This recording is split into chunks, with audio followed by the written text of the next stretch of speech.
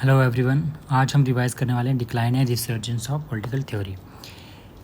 इसमें जो डिक्लाइन का मीनिंग क्या है? जैसे ही पॉलिटिकल थ्योरी में नॉर्मेटिव अप्रोच को जो इग्नोर करके जो एम्पेरिकल अप्रोच है, एम्पेरिकल जो मेथड्स हैं उनको उन पे फोकस दिया जाता है, इसी चीज़ को डिक्लाइन माना जाता है।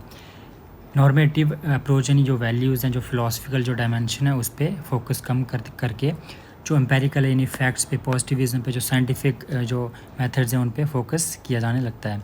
तो ये हम देखते हैं बिहेवियरल अप्रोच है, उसके टाइम पे देखते हैं जो 1950s में डेविड ईस्टन के द्वारा दी जाती है। तो इसका पर्पस क्या है? पॉलिटिकल साइंस को एक प्योर साइंस बनाना, लाइक अदर जो नेचुरल साइंसेज हैं उसके लिए।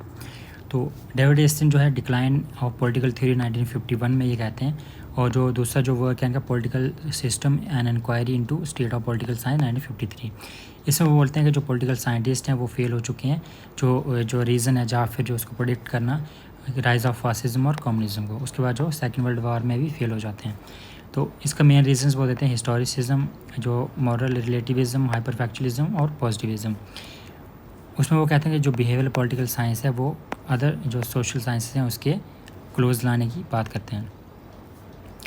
उसके बाद ये चेंज करके अपना जो व्यू है उसको चेंज करते हैं और वो बोलते हैं कि पोस्ट बिहेवियरल जो रेवोल्यूशन है उसको लाने की ज़रूरत है। यहाँ पे प्योर साइंस से अप्लाइड साइंस बनाने की कोशिश रहती है उनकी।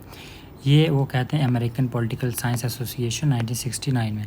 उसके बाद जो हमारे नेक्स्ट हैं जो Alfred कॉबन decline of political theory 1953।